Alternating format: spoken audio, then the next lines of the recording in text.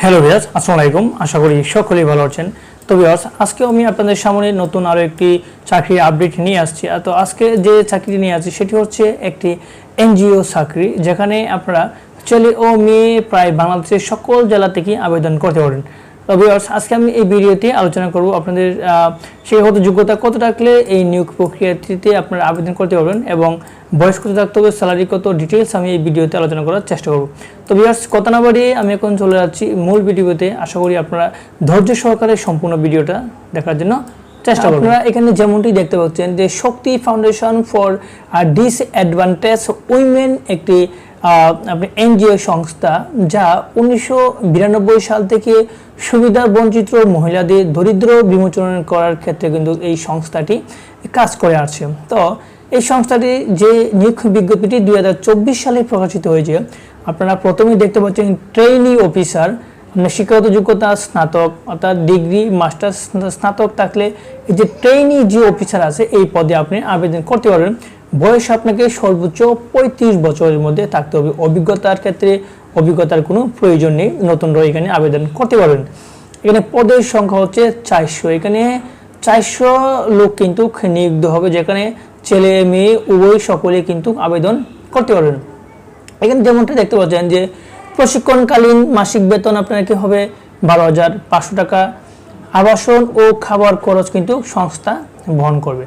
শিক্ষানবিশকালে মাসিক বেতন ও অন্যান্য ভাতা আপনার 20,500 টাকা হবে এবং স্থায়ীকরণ করার পরে কিন্তু আপনাকে এখানে বেতন হবে 25,500 টাকা।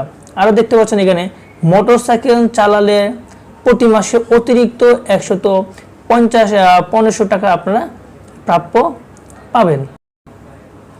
এরপরে আপনি যেটি দেখতে পাচ্ছেন 2 নম্বরে অ্যাকাউন্টেন্ট স্নাতকোত্তর অ্যাকাউন্টিং ফিন্যান্স ম্যানেজমেন্ট থাকলে আপনারা এই পদটিতে আবেদন করতে পারবেন এবং বয়স থাকতে হবে সর্বোচ্চ 35 বছর। এই বিষয়ে কিন্তু আপনাদেরকে অভিজ্ঞতা থাকতে হবে। ক্ষুদ্র ঋণ কার্যক্রম শাখা পর্যায়ে অ্যাকাউন্টেন্ট হিসাবরক্ষক হিসেবে কাজের অভিজ্ঞতা সম্পূর্ণ প্রার্থীদের কিন্তু এখানে অগ্রাধিকার দেওয়া হবে। ঠিক আছে, এখানে কিন্তু 60 জন লোক নিয়োগ দেওয়া হবে। এখানে আপনি দেখতে পাচ্ছেন যে নিম্নতম মাসিক বেতন ও অন্যান্য ভাতা শিক্ষানবিশকালে আপনাদেরকে 22,500 টাকা দেওয়া হবে এবং স্থায়ীকরণ করার পরে আপনারা 26,500 টাকা এই পদের জন্য পাবেন। এরপরে 3 নম্বরে দেখতে পাচ্ছেন শাখা ব্যবস্থাপক, গ্রেড হচ্ছে 1। স্নাতক বা স্নাতকোত্তর থাকলে এই পদটিতে আবেদন করতে পারবেন।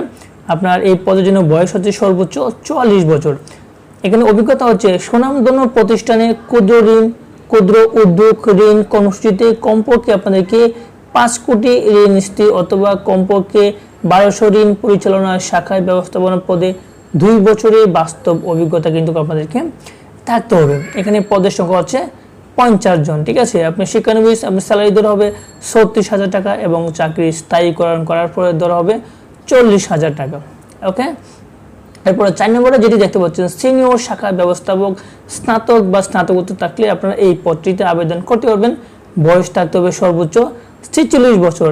সুনামধন্য প্রতিষ্ঠানে ক্ষুদ্র উদ্যোগ ঋণ কর্মসূচিতে কমপক্ষে আপনাদেরকে 7 কোটি টাকা ঋণ পরিস্থিতি অথবা কমপক্ষে 15টি ঋণ পরিচালনা শাখা ব্যবস্থাপনা পদে 5 বছরে কিন্তু আপনাদেরকে বাস্তব একটি অভিজ্ঞতা থাকতে হবে। এই পদের সংখ্যা হচ্ছে 20 জন লোক কিন্তু এই পদটিতে নেওয়া হবে।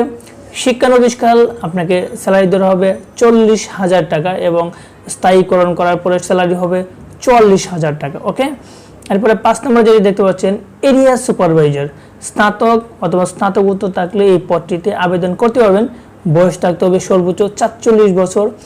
অবশ্যই কিন্তু এই পদে আপনাদেরকে এক্সপিরিয়েন্স থাকতে হবে। এখানে 20 জন লোক কিন্তু নিয়োগ হবে।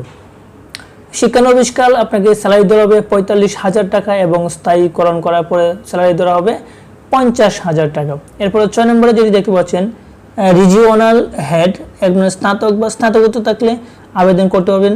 বয়স থাকতে হবে সর্বোচ্চ 50 বছর। অবশ্যই কিন্তু আপনার এই পদে অভিজ্ঞতা থাকতে হবে। এখানে 5 জন লোক কিন্তু নিয়োগ হবে।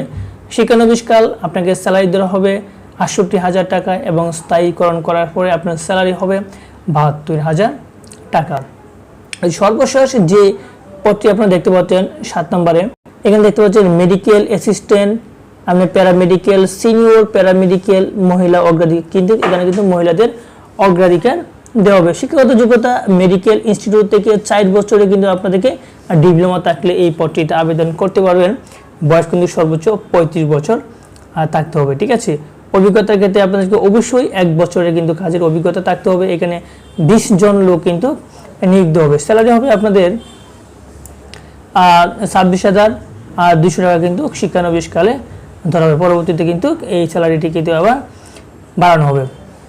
এখন হচ্ছে যে সকল জেলার প্রার্থীরা এখানে আবেদন করতে পারেন, এই যে নতুন যে আপনার প্রকাশিত হয়েছে, যে সকল জেলার প্রার্থীরা এখানে আবেদন করতে পারেন, আমি এখন সেই নামগুলো বলছি। ঢাকা বিভাগে দেখতে পাচ্ছেন ঢাকা, গাজীপুর, নরসিংদী, ফরিদপুর, নারায়ণগঞ্জ, মানিকগঞ্জ। চট্টগ্রাম বিভাগের ব্রাহ্মণবাড়িয়া, কুমিল্লা, নোয়াখালী, লক্ষ্মীপুর, চাঁদপুর ও ফেনী। খুলনা বিভাগের খুলনা, বাগেরহাট, যশোর, কুষ্টিয়া ও চুয়াডাঙ্গা।